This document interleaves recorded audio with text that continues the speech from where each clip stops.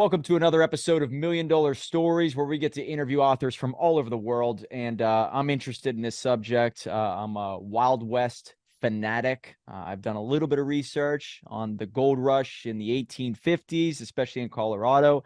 And the guest that we have today wrote a book called Colorado and the Silver Crash, The Panic of 1893. And John Steinle, it's an honor to have you here, man. Thank you. Thank you. It's great to be here. Great to talk about this topic.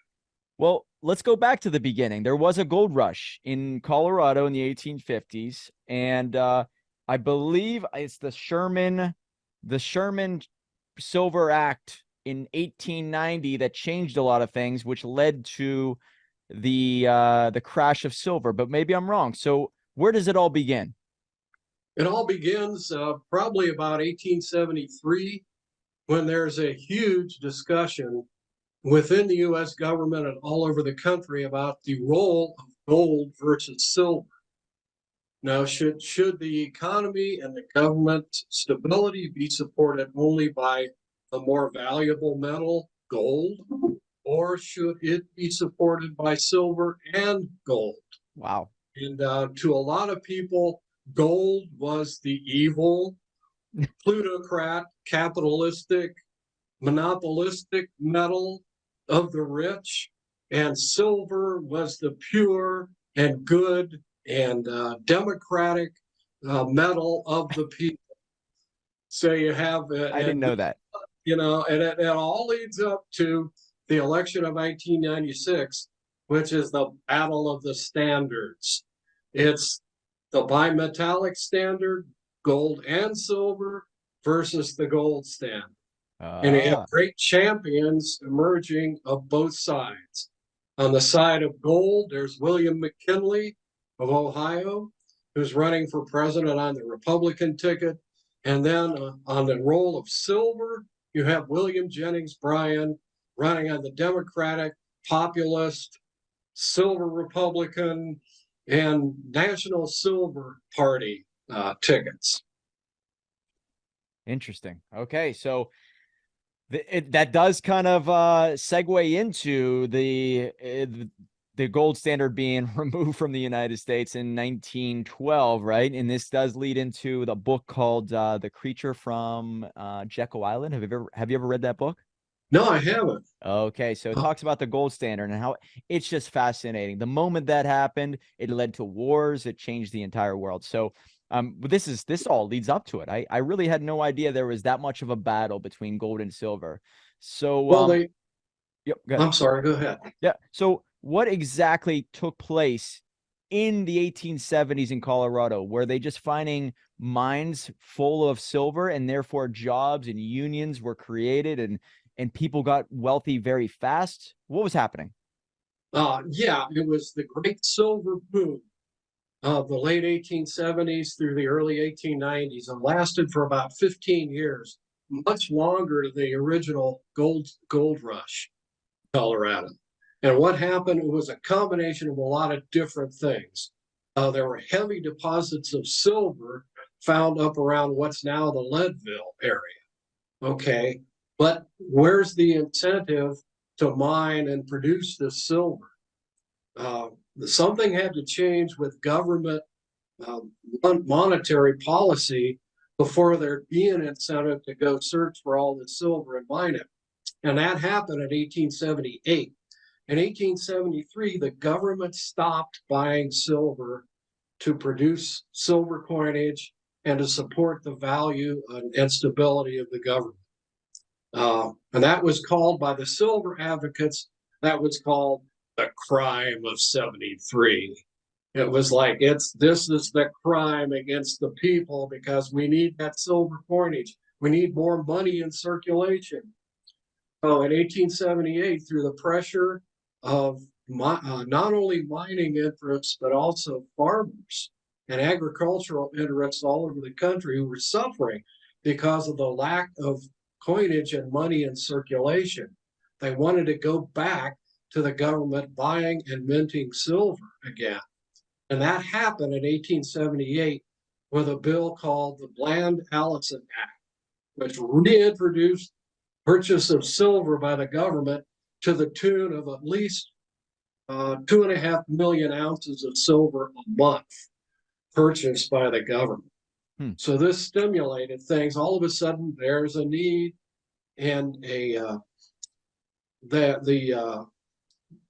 price of silver boosted right up through the ceiling, and all of a sudden, there's a need and a monetary reward for going out there and mining and getting all the silver.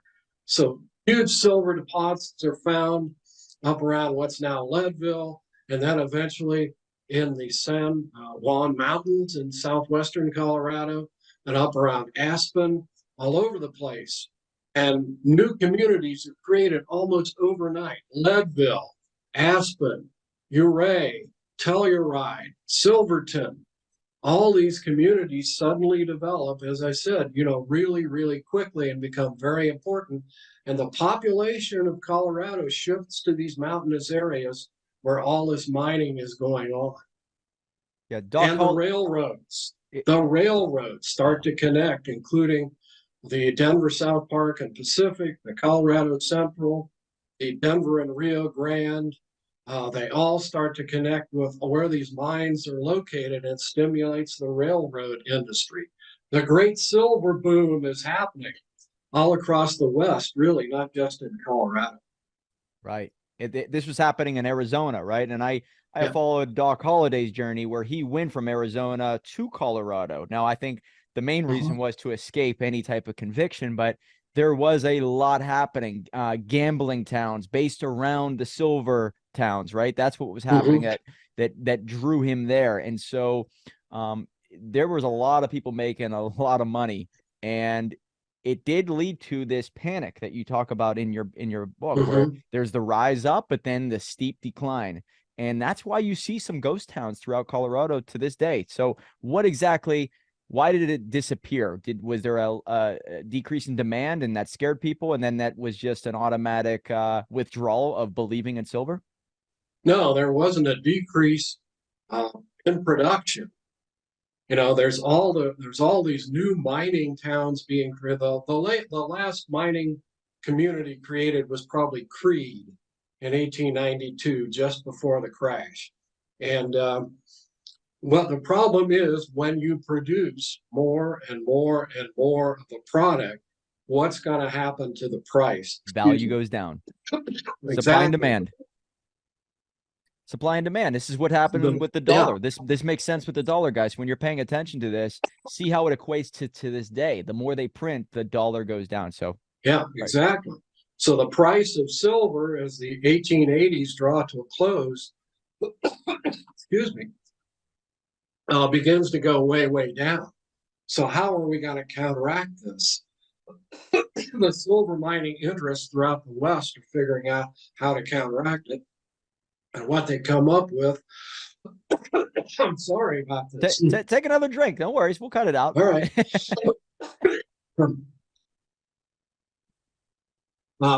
How they counteract it is the Sherman Silver Purchase Act of 1890.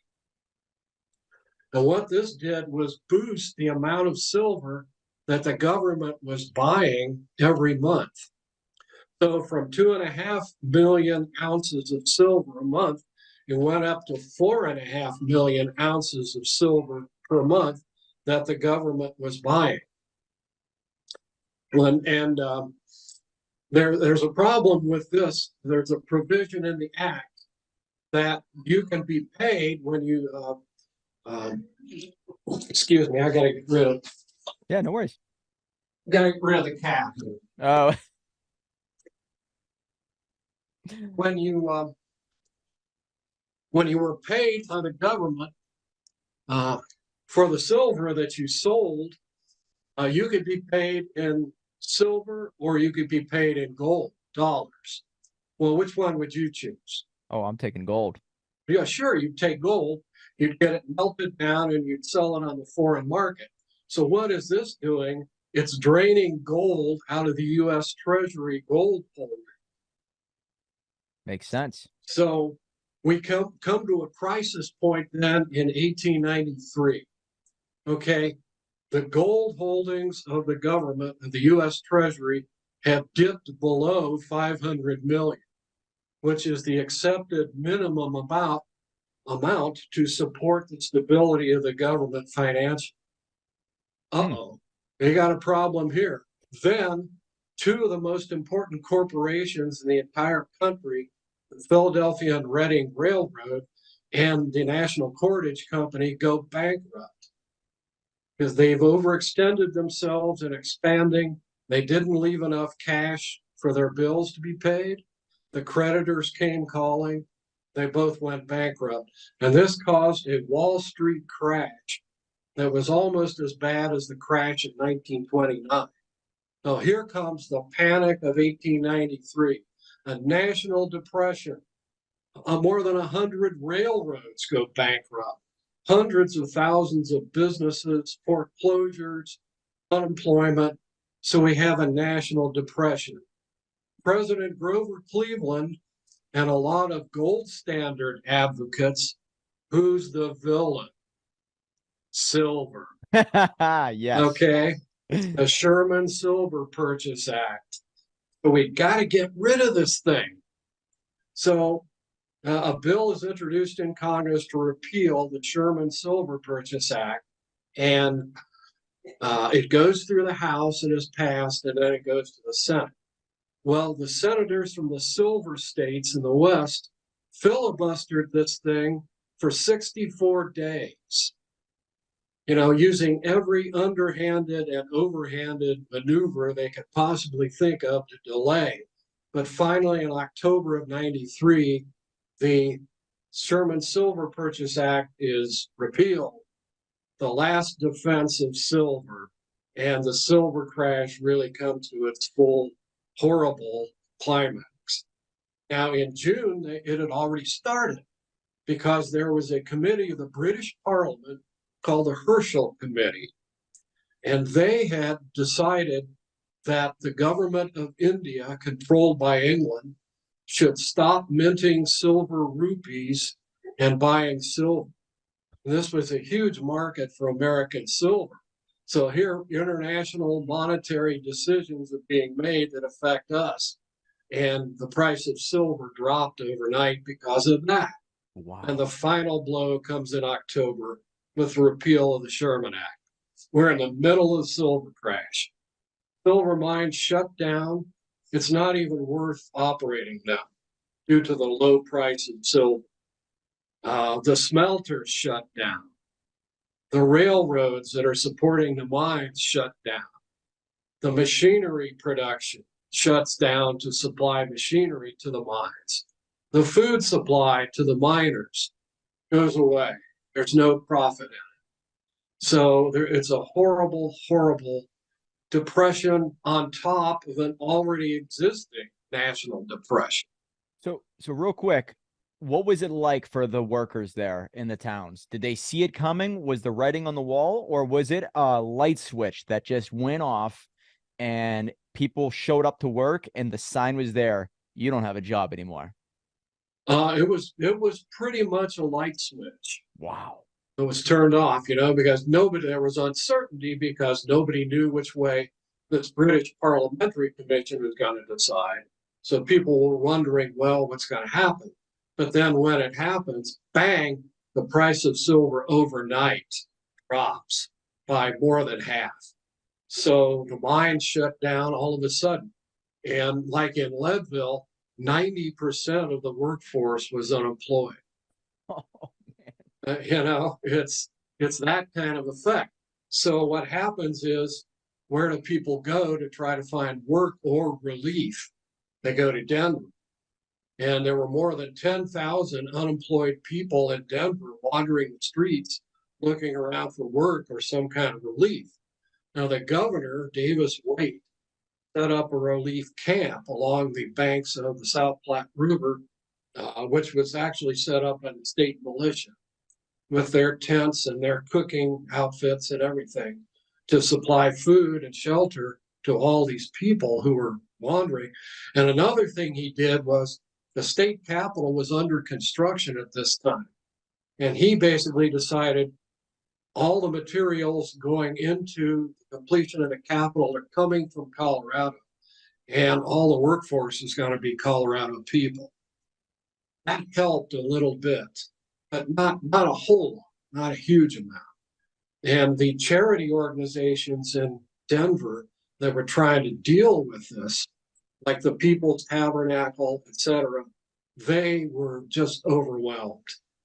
They just couldn't handle it. So you had homeless people all over the place, sleeping in the streets, sleeping in the parks, just trying to find some kind of shelter and employment, kind of like today. Wow. So it was a terrible, terrible crisis. Where did they find employment? What was the substitute, or what did they end up doing? Obviously, mining was not as big, but in Denver. So what happened then? Where did they go? Is that when you start to see the General Electric start to pop up, and these obviously Ford comes into play, and then the world is now going through a transformation. So do you see, is that the genesis of it all? No, what they basically tried to do in Denver, the unemployed, the army of the unemployed, tried to get cheap railroad fares out of Colorado. So maybe go east where there's a lot of farm production. Maybe they can get some kind of farm labor going there. Um, Eventually, the Chamber of Commerce in Denver got tired of all these people wandering around looking for work, and they donated lumber to the unemployed camp. And what the unemployed guys did was they built rafts and tried to float down the Platte River, that which flows into the main channel of the Platte River up north in Nebraska, and then go east somewhere. So needless to say, this didn't really work out that well. Several dozen men drowned. These unwieldy rafts got stuck on rocks or bridges in the Platte River, and that didn't work out too well.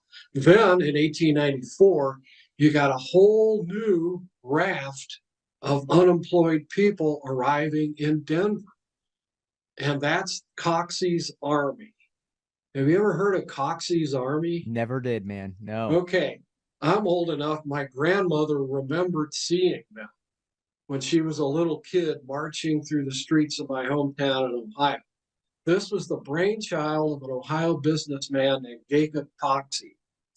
And he got the idea of the first March on Washington. Okay. And what he wanted to do was have unemployed people from all over the country join in armies of the unemployed, the Commonwealth of Christ, he called this, Army of the Commonwealth of Christ. And what he wanted was for them to march to Washington, D.C. by May Day and demand that Congress give them unemployment work. This would be the ancestor in his mind, the ancestor of what later would come along during the Depression as the CCC and the WPA. Okay, what they would do was construct bridges and roadways and national infrastructure in return for payment from the government. Wow. So this is a revolutionary concept that FDR eventually brings to fruition during the Depression.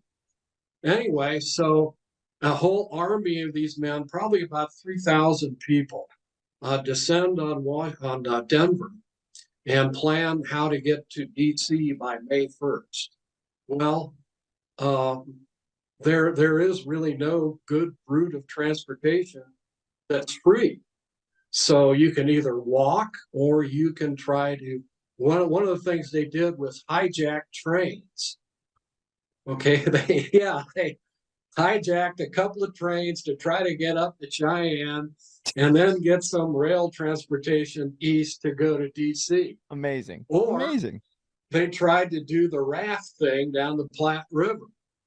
Okay, and some of the guys who did the raft flotation thing actually made it to Kansas City.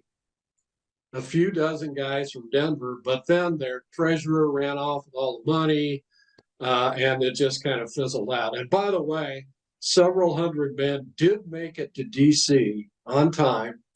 Jacob Coxey and his friends, tried to read a petition to Congress on the Capitol steps.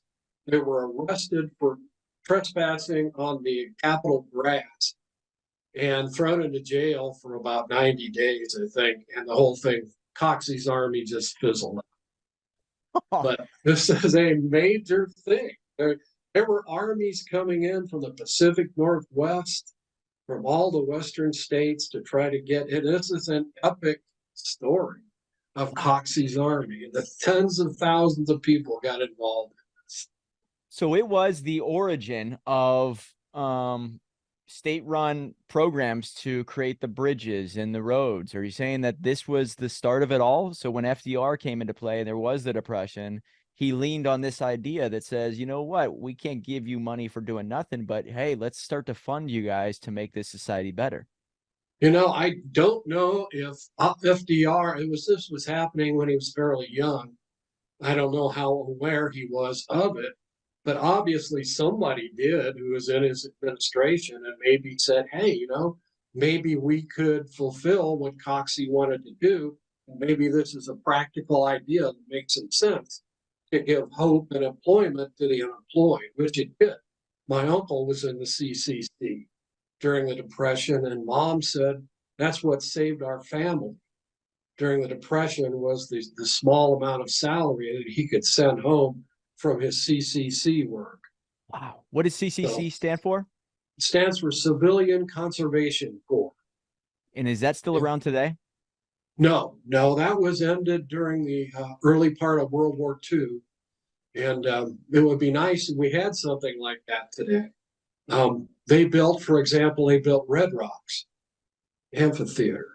Helped out. They had some WPA guys working on that too. And I've been told, I don't know if this is true, that all the men who worked on Red Rocks were World War I veterans who were employed through the CCC. Man, yeah, I believe if someone works for the government and does something productive, they should receive money. I'm really against anybody receiving money who's healthy, who's capable, and doesn't do anything. So that's where you start to incentivize sloth-like actions, right? That's the way I look at it. So the CCC sounds like an amazing idea. There's nothing wrong with that, in my opinion. No, I don't think so either. But it was like it created a lot of fear in the minds of Congress and the government officials in Washington. Oh my God, we got this crazy crackpot bunch of unemployed bums. In their own minds, this is what it was, who just want the money the government to give them money. They just want a handout. And that's not what it was. They wanted to work. So, but in the rigid, ultra-conservative minds of the people in charge in that era, this was seen as like a communistic revolution, possibly starting to happen. So they had to nip it in the bud. It was a tragic situation. So what this all leads to, all the terrible hardships that people are going through, it leads to labor problems. And this happens in Cripple Creek mining area, and it also happens in Leadville. And it leads to a lot of violence and a lot of destruction, especially the Leadville strike in 1895-96, where the miners end up blowing up some of the mines. There's a lot of gun battles happening in the Leadville area. People are getting killed, shot down in the streets. It's just a really, really bad situation and difficult to mediate when all of this violence is creating hatred and fear and anger. And why? What were the two sides? One is obviously what unions and individuals who are really screwed over financially. And then are we talking about the owners or the organizations kind of pulling the strings? So if you look at it, the owners, their hands were tied also. So what was happening? Why was there such a fight? This was happening because in 1892, there was a big strike in the copper mining districts of the Coeur d'Alene Mountains in Idaho. And the mine owners brutally reacted and rounded up a lot of the striking miners into outdoors bullpens in the middle of winter and hold them for months and would expel them from the area. And that led to the creation of the Western Federation of Miners. And when it was formed, thousands of miners in Colorado joined up to the Western Federation of Miners, and chapters were formed all across Colorado, especially Central City and Leadville. Now, what the mine owners had cut pay from $3 an hour down to $2.50 an hour during the terrible silver crash in the first part. And as things started to recover a bit, especially in the gold mining areas, the miners were saying, why don't you restore our wages back up to what they used to be, $3 an hour? And the mine owners were saying, no, I don't think we want to do that. Things are still a little bit shaky. Price of silver, blah, blah, blah. And what they offered the union was, if the price of silver goes up above a certain level, then we'll raise your salary back up to $3 an hour. Well, the miners were saying, yeah, but then what if it goes back down again? Are you then going to cut our wages again? And so this went back and forth, and it ended up in a major strike at Cripple Creek in 1894. The mine owners there mostly refused to negotiate with the union. They said, we're locking down the mines. We're not going to open up again until you agree to our what we propose to you. So this was leading to a very bad situation. What the mine owners ended up doing was recruiting a private army of deputies, armed them with Winchester rifles, and basically primed them and got them ready to attack the striking miners. The striking miners built a fort on top of Bull Hill near the town of Altman and armed themselves, confiscated weapons from all around the mining district, and got ready to defend themselves. So they had even mined the approaches to the fort with dynamite that could be blown up by electrical charge. So, yeah, this was a very volatile situation. Oh, wow. And the governor, Davis Wade, went down and got permission to negotiate on behalf of the miners. So he was speaking with some of the mine owners in Colorado Springs, and people got word that he was there negotiating for the miners, and a mob formed to go in there where he was and lynch the governor of Colorado. So this was a pro mining owner, a mob. I don't know if they were hired or whether this just came around spontaneous. So he just narrowly escaped being lynched. But finally, they came to an agreement and settled. And this, the word came that a settlement had happened. So the miners disbanded from their fort, everybody celebrating. Then the word comes that these deputies that had been hired by the mine owners were advancing to attack the miners. And the state militia had been sent down there by Governor Waite, and the militia intervened in between the miners and the deputies and said to the deputies, go back to your camp and shut up, or we will fire on you if you try to attack the miners. And they had 4 Gatling guns there.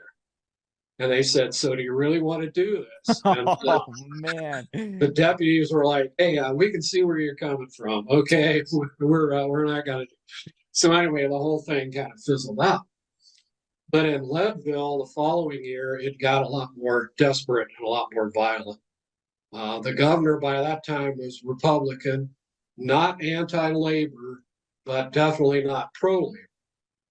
And he did not intervene with state militia fast enough to prevent the violence that was going on. Mm. Wh- What what is it like now in most of Colorado? Did a lot of cities obviously recover, but some probably were just pushed to the wayside, and there are many ghost towns to this day. So, what is it like now for the most part, and what can we learn from all this? Well, there are a lot of different lessons.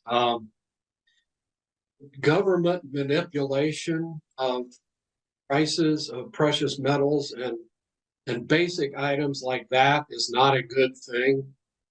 To artificially prop up and support an industry that is overproducing Yes. is counterproductive. Um, to be inflexible and fail to negotiate during labor issues is also counterproductive because it just leads to bitterness, violence, and all kinds of bad stuff following. Um, the political residue of this was tremendous because it led to the great Battle of the Standards election of 1896. And although the Democrats lost, it was a transformation in both political parties. That's also a lesson, I think, because the Democrats latched onto a rising tide of dissatisfaction with unregulated capitalism and monopolies. Okay, and that was going to result in the progressive movement, Teddy Roosevelt, Woodrow Wilson, and more government regulation of business corporations. So the Republicans, on the other hand, very productive and important um, alliance that they made, bypassing the corrupt Republican political bosses in the East. McKinley did an alliance with the most important corporate interests in the country with the Republican Party. And that has existed and continued and expanded ever since then. Hmm. So that, that's also an important lesson on how to gain and maintain political influence is in aligning yourself with the most important controlling interests of the country's economy. There are two ways to gain political power. Um, become a champion of dissatisfied people who want to see more equality and more fairness in how the government approaches the economy, or ally yourself with the people who are controlling it. Yeah. Those are two different approaches. The Democrats took the one, which was going to culminate with FDR and the New Deal and Harry Truman and democratic national control of the government for many, many years. So that's one way to go about it. And what we have now is the way the Republican Party approaches political power, how to gain and maintain it. So, two different approaches. What it all led to here in Colorado was basically the elimination of silver mining as a major factor in the Colorado. There's a little bit of silver produced down by Victor and Cripple Creek now in alliance with the gold mine down there, but not much compared to what it was. And those communities that you mentioned, dozens and dozens of communities located near the mines, just went out of existence, Right. you know. And the ones that still exist, like Leadville, um, and some of the others, Leadville, what are some of the others I'm thinking of? Well, Cripple Creek, they're just a shadow. At Creed, they're just a shadow. There are about 300 year-round residents in Creed. In 1893, there were 10,000 residents. So you contrast that, and it shows you what actually happened to the mining industry here in Colorado. I draw a lot of similarities to some of the cities near me. I'm in Pittsburgh, Pennsylvania. We had Oh, the yeah. steel mill boom, right? And you talk about in the 60s, 70s, whenever steel mills started to disappear, what it did to the town. Now, I don't think it was as severe as what happened there, but you see how a lot of people can be affected when they put their trust in one corporation, in one industry with one income stream. And Right. that is a recipe for failure for sure. Exactly. And you can compare, like in Ohio, I guess I would compare Cleveland and Cincinnati, where Cleveland was a steel mill town. Okay, Cleveland and then Youngstown and et cetera. And then Cincinnati has a more diversified economy with Procter and Gamble, Chiquita Banana, and a lot of other corporations there, banking corporations. And they didn't put all their eggs into manufacturing. So now Cincinnati's in pretty good shape. It's a fast growing city. Cleveland is kind of there's not much industry or anything left up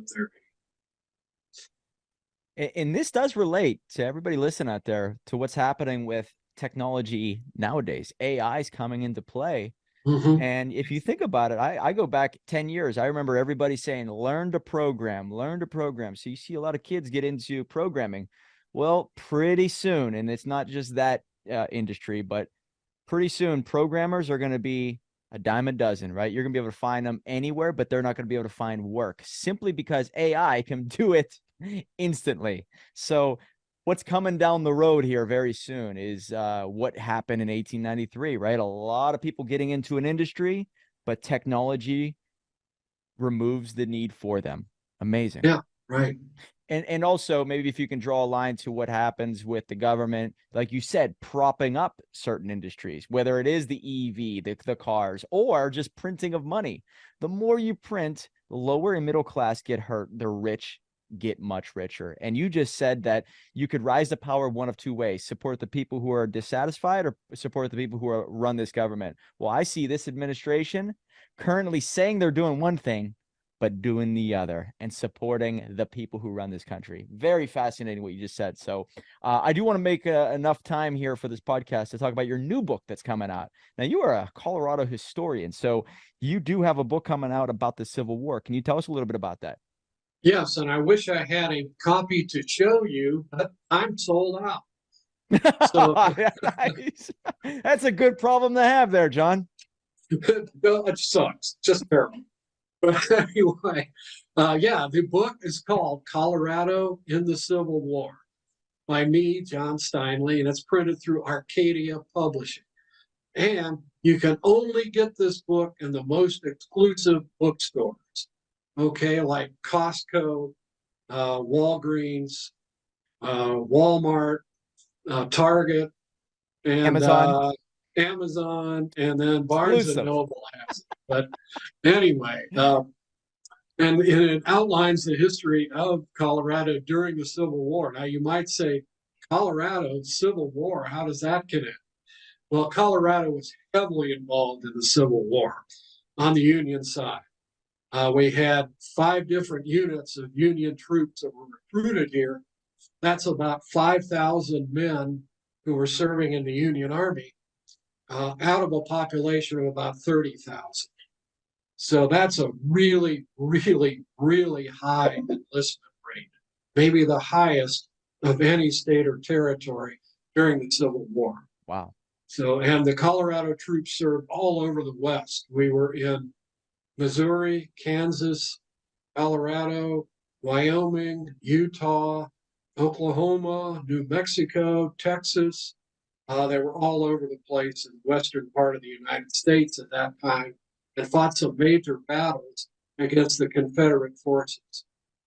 So it's a fascinating story to me of how these frontier military units were formed and what they did during the war, and played a pretty important part that is virtually unknown by a lot of people, even within Colorado. I talk to folks out here about it. They're like, why? So I think it's an important story that needs to be told. Yeah. It's interesting because Never realized that Colorado was or had so much historical significance when it comes to silver, and then that leading into the gold standard, and then the battle of the gold standard in 1912. So I do recommend you pick up that book, The Creature from Jekyll Island. It's fascinating. So, Okay. yeah, very interesting. We are all about on this podcast, creating freedom, and the only way to do that is to get control of your money, the way we look at it. And what you're learning from these moments in time is, number one, don't rely on one industry, don't have one income stream, and also make adjustments according to what the government is propping up and printing. So be very involved in what's happening there, because then you make your chess moves, you make your adjustments, and I think that's crucial. So a lot of significance in Colorado when it comes to silver, but also with the Silver War. So guys, pick up his books. He's obviously a wealth of knowledge. John Steinle, it's been an honor to talk with you, sir. It's been great to be here. Thank you so much. Really Really appreciate enjoyed it. it. Yeah, this is excellent. Remember, guys, $1 million book will lead to $1 million life. Right on.